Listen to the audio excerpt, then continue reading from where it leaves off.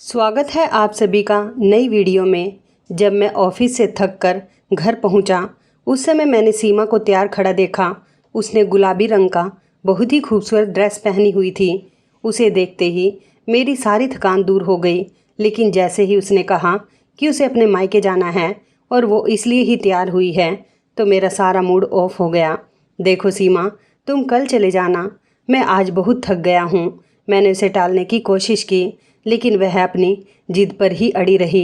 नहीं अभय, मुझे माँ की बहुत याद आ रही है, प्लीज़ आप मुझे छोड़कर आ जाना। उसकी बात सुनकर मैंने हाँ कह दिया।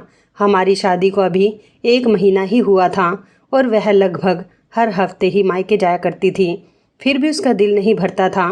लेकिन मैं क्या करता, मुझे सीमा से बेइंतहा मोहब्बत जो हो गई थी, इसलिए उसकी किसी बात को टालना मुश्किल हो जाता था। मजबूरन मैंने उसे थोड़ा इंतज़ार करने को कहा और फ्रेश होकर उसे मायके पहुंचा के आ गया। उसने कहा था कि रात को मैं उसे लेने आ जाऊं। मैं जल्दी से वापस लौटा क्योंकि मैं बहुत थका हुआ था और आज मेरी तबीयत भी कुछ ठीक नहीं लग रही थी। लेकिन मैं सीमा को इस बारे में नहीं कह पाया। मैंने जैसे अपने गेट के सामने अपनी कार रोकी तो अचानक मेरी नज़र मेरे पड़ोसी के घर की तरफ गई। तो मुझे आश्चर्य का बड़ा झटका लगा क्योंकि उनकी छत पर ड्रेस लटक रही थी और हूबहू वही ड्रेस मैंने अभी अभी सीमा को पहने हुए देखा था। बिल्कुल वही रंग और वही प्रिंट में। काफ़ी देर तक मैं उसे देखता रहा। कैसा अजीब इत्तेफाक है। मैंने मन ही मन सोचा कि हो सकता है सीमा और भाभी ने एक साथ ही शॉपिंग की हो, इसलिए एक जैसा एक एक ड्रेस खरीदा हो। मैं इन्हीं ख्यालों में खोया हुआ था और जैसे ही चौकीदार ने गेट खोला, मैं कार अंदर ले गया। मैंने नौकर को कहा कि कोई मुझे डिस्टर्ब ना करे, मैं थोड़ी देर आराम करने वाला हूँ। उस दिन मैंने इस बारे में ज़्यादा नहीं सोचा क्योंकि अक्सर ऐसे इत्तेफाक होते रहते हैं। मैं रात में सीमा को वापस लेकर आया था, लेकिन मैं उसे यह बात बताना भूल गया कि यही ड्रेस हमारे पड़ोस वाली भाभी के पास भी है। लेकिन 2 दिन बाद मेरी हैरानगी की हद हो गई जब सीमा ने मुझे बताया कि वो अपने मायके जाना चाहती है क्योंकि आंटी की तबीयत ठीक नहीं है। इस वक्त वो नीले रंग की बेहद ही खूबसूरत ड्रेस में थी। मैंने उसकी तरफ प्यार भरी नज़रों से देखा। वो आज भी बहुत खूबसूरत लग रही थी। थोड़ी देर बाद मैंने उसे उसके मायके पहुंचाया, लेकिन जैसे ही मैं घर पहुंचा तो दंग रह गया क्योंकि मेरे पड़ोसी के टेरेस पे आज भी वही ड्रेस लटक रहा था जो आज सीमा ने मायके जाते समय पहना हुआ था। ऐसा कैसे हो सकता था?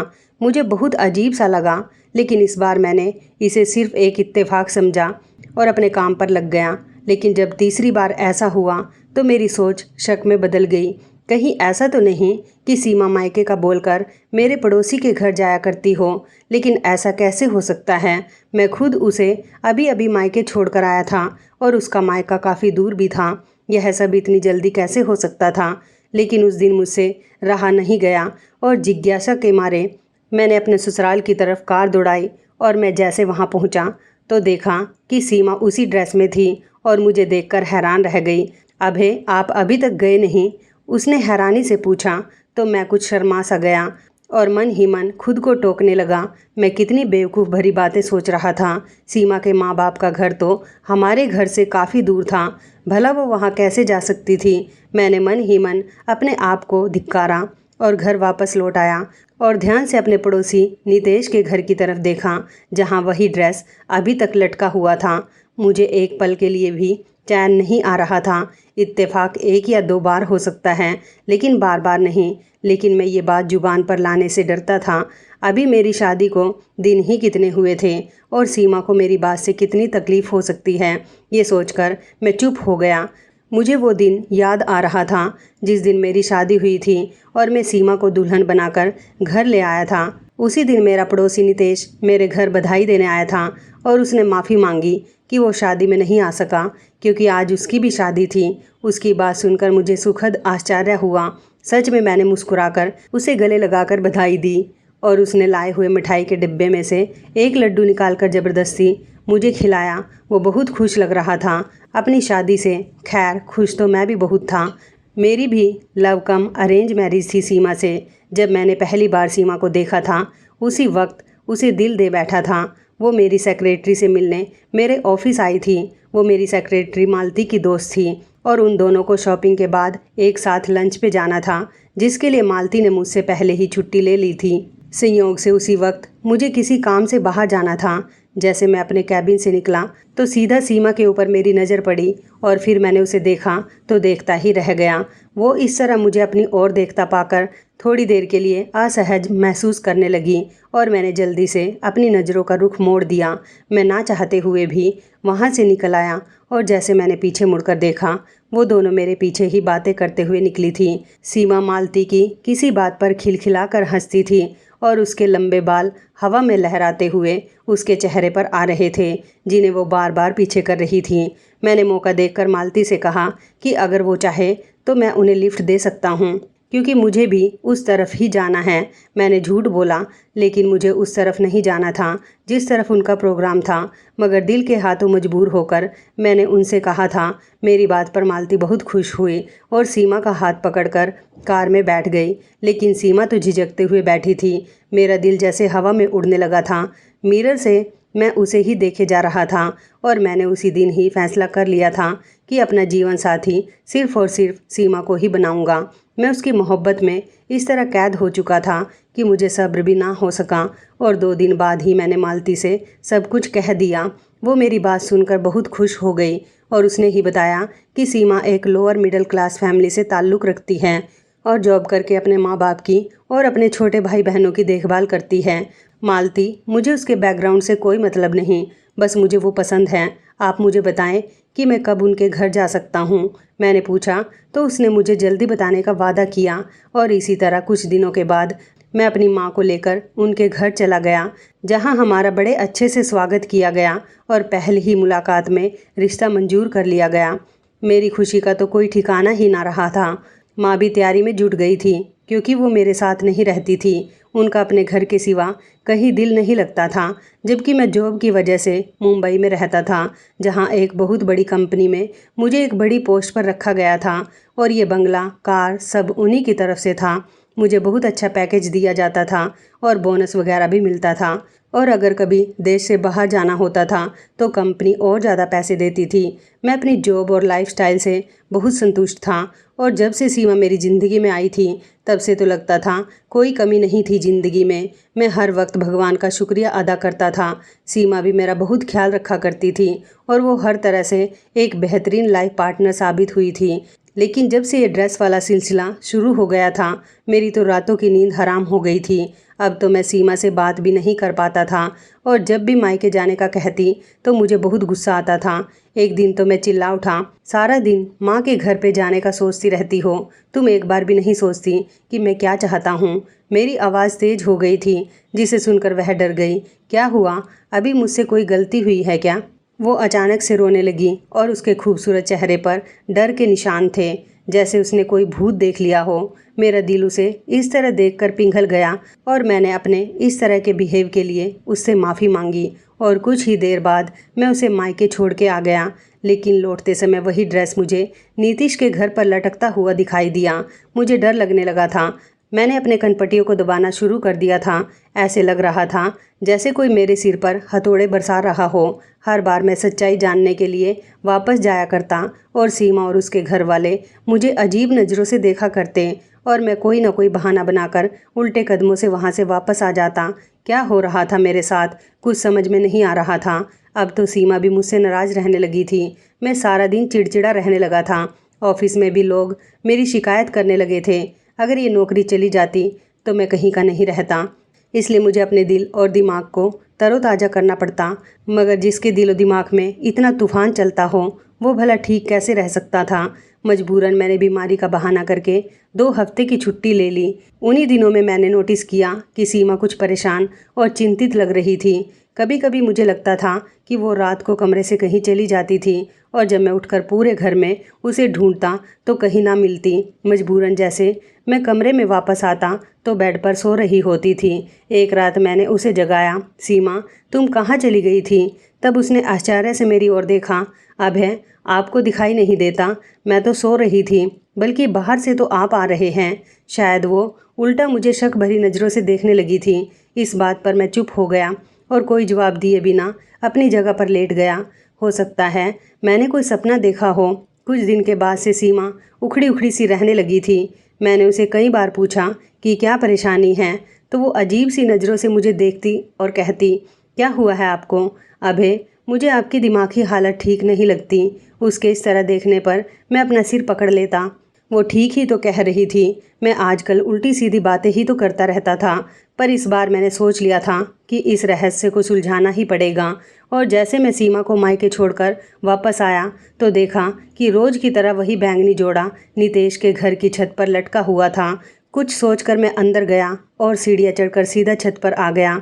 मेरी और नीतीश की छत बिल्कुल मिली हुई थी। मैंने चारों ओर देखने के बाद उसकी छत लांघी और तार पर टंगे हुए कपड़े को हाथ लगाकर देखा। वो ताज़ा ताज़ा धुले हुए थे, उनमें से पानी टपक रहा था।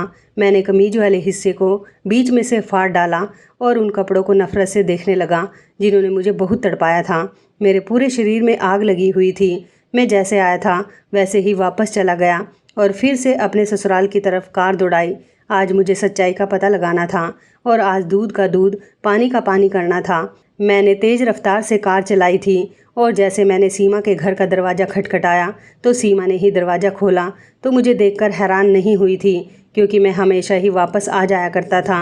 लेकिन उसे देखकर मेरे पैरों तले से ज़मीन खिसक गई थी, क्योंकि उसकी कमीज का दामन बीच में से फटा हुआ था, बिल्कुल वैसे ही जैसे मैंने फाड़ा था। ये सब देखकर मुझे इतना गुस्सा आया कि मैं अपने होशो हवास खो बैठा और बिना सोचे समझे सीमा के गाल पर जोर का थप्पड़ दे मारा। वो इस हमले के लिए तैयार ही नहीं थी और चकराकर गिर पड़ी और ज़ोर ज़ोर से चिल्लाकर सबको बुलाने लगी। माँ, भाई, पिताजी। उसके इस तरह के चिल्लाने पर सब के सब इकट्ठे हो गए थे और मुझे कुछ दिखाई नहीं दे रहा था। मैंने उसका हाथ पकड़कर खींच लिया। चलो मेरे साथ, मैं भी चिल्लाया। क्या हुआ बेटा, आप ऐसे क्यों कर रहे हैं? और सास ससुर हैरान परेशान बीच में आ गए और पूछने लगे। मेरी सांस फूल रही थी। आप ये सब अपनी बेटी से क्यों नहीं पूछते? किसको बेवकूफ़ बना रही है ये? मैं उसकी तरफ इशारा करके उनको बताने लगा। मगर बेटा, इसने किया क्या है? मेरे ससुर ने मेरा हाथ पकड़कर नरमी से पूछा। अंकल, इससे पूछो कि इसकी कमीज कैसे फटी है। मैंने अपनी सांस को नियंत्रित करते हुए बड़ी मुश्किल से कहा। मेरी बातों से वो सब चौंक कर एक दूसरे की ओर देख रहे थे। लेकिन इसकी कमीज तो अभी अभी गेट से अंदर आते हुए दरवाजे पर लगी कील में फंसकर फटी है बेटा।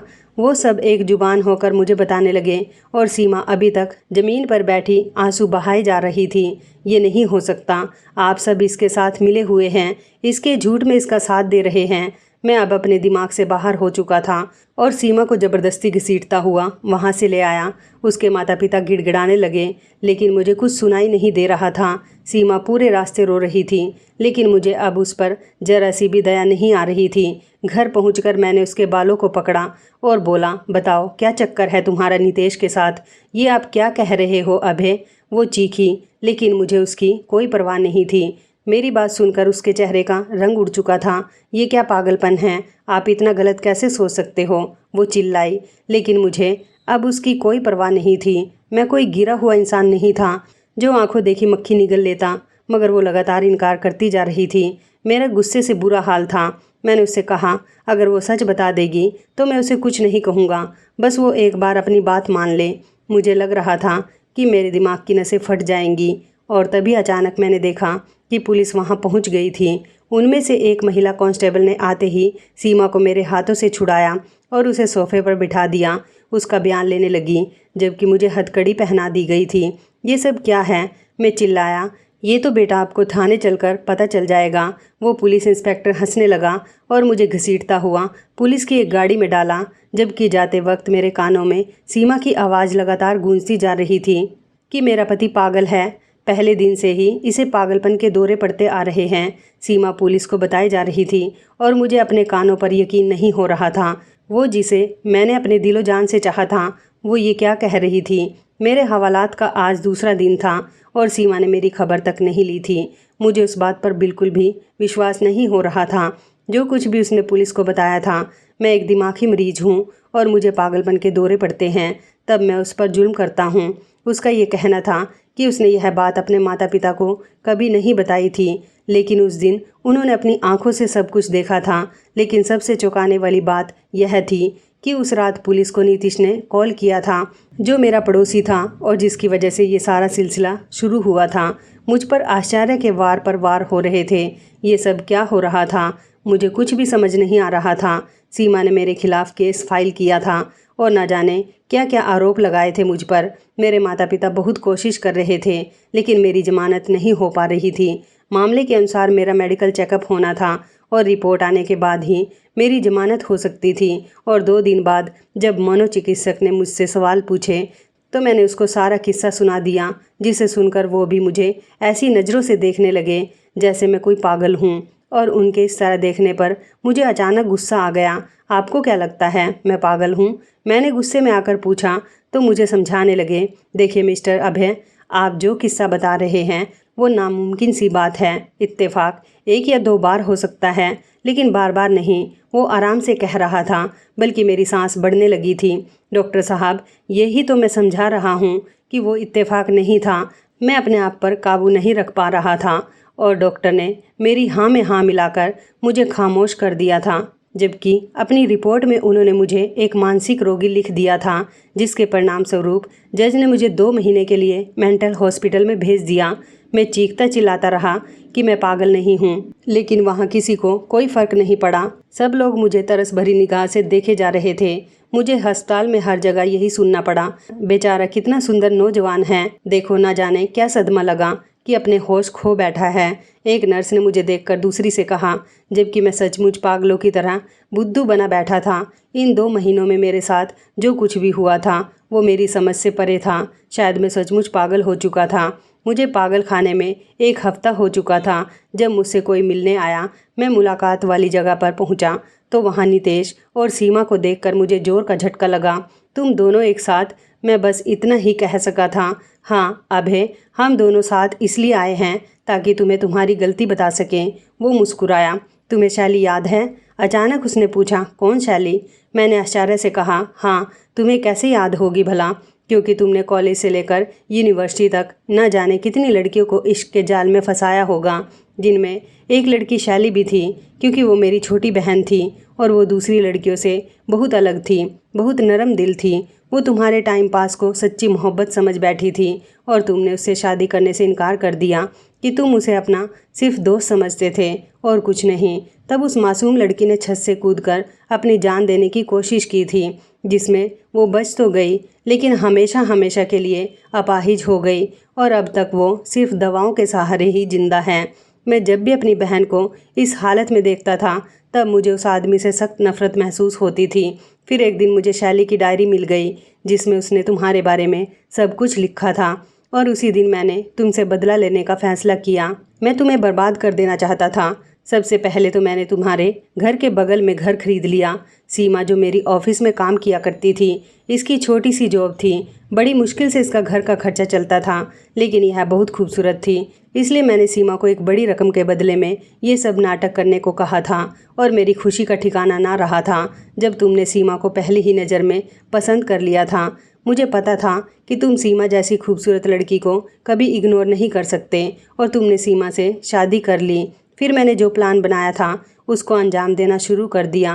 पहले तो तुमने कई दिन तक मेरे घर की तरफ नहीं देखा, मगर एक दिन तुम्हारी भटकती हुई नज़र मेरी छत पर पड़ ही गई, जो कि तुम्हारी बर्बादी का कारण बनी। और यही नहीं, मैंने सीमा को कुछ ऐसी दवाइयाँ भी दी थी जिससे तुम अपना होश खो बैठो और तुम्हें गुस्सा आता रहे, ताकि हर कोई तुमको पागल समझे। ये सब बताते हुए वो बहुत खुश लग रहा था। उसके होठों पर उपहास भरी हंसी थी, जबकि सीमा खामोश खड़ी थी। मुझे धीरे धीरे सब कुछ याद आने लगा था। अब मुझे गुस्सा नहीं आया करता था, क्योंकि मैं एक नर्म स्वभाव का बंदा था और ये सब नितेश की दी हुई दवाइयों का चमत्कार था, जबकि यहाँ मुझे शांत रहने की दवाई दी जाती थी। अब मुझे पागलपन के दौरे नहीं पड़ते थे और आज भी मैं पूरी होशो हवास में था। मैंने बड़ी मुश्किल से अपना मुंह खोला और बोला, शैली के साथ जो कुछ हुआ उसका मुझे बहुत अफसोस है, लेकिन तुमने बहुत बड़ी भूल कर दी। शैली और मैं क्लासमेट थे, लेकिन शैली जिस अभय को चाहती थी वो हमसे सीनियर था। मेरी तो शैली से कभी हाय हेलो भी नहीं हुई थी। वो हर वक्त फाइनल ईयर के अभय के साथ ही दिखाई देती थी, जो एक अमीर बाप की बिगड़ी हुई औलाद था और हर रोज़ एक नई लड़कियों को फंसाता था। मुझे कुछ पता नहीं था कि शैली ने यूनिवर्सिटी आना क्यों बंद कर दिया था। मुझे बस अपनी पढ़ाई से मतलब था और जब तुमने शैली की डायरी में अभय नाम लिखा देखा, तब बदकिस्मती से उसकी क्लास में जो अभय था वो मैं था। तुमने बस उसकी क्लास में देख के मुझे समझ लिया कि मैं ही वो अभय हूँ और आ गए मेरी ज़िंदगी बर्बाद करने। कम से कम एक बार किसी से पूछ तो लेते कि शैली के साथ कौन होता था। सदमे और दर्द से मेरा बुरा हाल था। मुझे उस गुनाह की सज़ा मिली थी जो मैंने किया ही नहीं था। मेरी कहानी सुनकर नितेश और सीमा सदमे में आ चुके थे। उन दोनों के चेहरे देखने लायक थे, जबकि मैं संतुष्ट था कि मैंने कोई गुनाह नहीं किया था। उस दिन तो वो दोनों चले गए और 2 दिन बाद ही मुझे छोड़ दिया गया। नितेश और सीमा ने अपना गुनाह कबूल कर लिया था। जब मुझे पता चला तो मैंने जल्दी से अपने वकील से बात की और उन दोनों को माफ़ कर दिया। मैं जानता था उन्होंने अपराध किया था, लेकिन सीमा ने गरीबी से तंग आकर ये ऑफ़र कबूल किया था। वो अपने बीमार पिता की दवाइयाँ और घर का खर्चा पूरा नहीं कर पा रही थी और नितेश ने बदले की आग में ये सब किया था। मैं अपने घर वापस लौट चुका था, लेकिन मैं चौंक गया जब वहाँ मैंने सीमा को मेरा इंतज़ार करते हुए पाया। सीमा, तुम यहाँ? हाँ अभय, मैं आपकी गुनहगार हूँ, मुझे माफ़ कर दो। और अगर तुम्हारे दिल में मेरे लिए थोड़ी सी भी जगह है तो मुझे अपने जीवन से मत निकाल देना। मुझे आपसे मोहब्बत हो गई है अभय। आप जैसा इंसान मैंने आज तक मेरी ज़िंदगी में कभी नहीं देखा। मैं आपको बिल्कुल खोना नहीं चाहती। वो सिसकते हुए मेरे कदमों में गिर गई थी। उसका पूरा शरीर काँप रहा था। मैं उससे नफ़रत करने की लाख कोशिश करता, लेकिन यह दिल उसके एक आंसू से ही पिघल चुका था। वो अब भी मेरी महबूबा थी। मैंने उसके कंधों को पकड़कर उसे उठाया और उसके आंसू पोंछे। सीमा, अगर तुम वाकई अपने किए पर शर्मिंदा हो तो मैं तुम्हें माफ़ करता हूँ, मगर ये याद रखना कि मैं भी एक इंसान हूँ, शायद बार बार माफ़ ना कर सकूँ। मेरी बातों पर वो फूट फूट कर रोने लगी और मैंने दिल में ये सोचा कि ये पछतावे के आंसू हैं। इसका मतलब है कि सीमा को सच में मुझसे मोहब्बत हो गई थी। मैंने भगवान का शुक्रिया अदा किया जिसने मुझे मेरा मान और सम्मान वापस दिलाया था, वरना एक गलतफहमी के आधार पर मेरी पूरी ज़िंदगी तबाह होने जा रही थी। इसलिए बड़े बुजुर्ग कहते हैं कि कोई भी कार्य सोच समझकर कर लेना चाहिए। तो दोस्तों, आपको क्या लगता है ये जो मैंने किया वो सही किया, सीमा और नितेश को माफ़ करके, और दूसरा सीमा को दोबारा अपनाकर? तो इस कहानी के बारे में आपकी क्या राय है, कमेंट करके ज़रूर बताइएगा। दोस्तों, आपको हमारी ये कहानी कैसी लगी आप हमें कमेंट बॉक्स में ज़रूर बताएं। यदि आपके पास भी ऐसी कोई प्यारी सी कहानी है या फिर ऐसी कोई कहानी जिससे कुछ शिक्षा मिले तो आप हमारे साथ उसको ज़रूर शेयर करें। दोस्तों, यदि आपको हमारी ये वीडियो अच्छी लगे तो आप हमारी इस वीडियो को लाइक शेयर ज़रूर करें और ऐसी ही दिल को छू लेने वाली प्रेरणादायक कहानियाँ सुनने के लिए हमारे चैनल को भी सब्सक्राइब करें। यदि आप हमें फेसबुक पर देख रहे हैं तो आप हमारे फेसबुक पेज को लाइक और फॉलो ज़रूर करें। तो दोस्तों, फिर मिलते हैं ऐसी ही ज़बरदस्त कहानी या टिप्स के साथ नई वीडियो में। तब तक के लिए धन्यवाद। आप सभी अपना ख्याल रखना। आपका दिन शुभ व मंगलमय हो।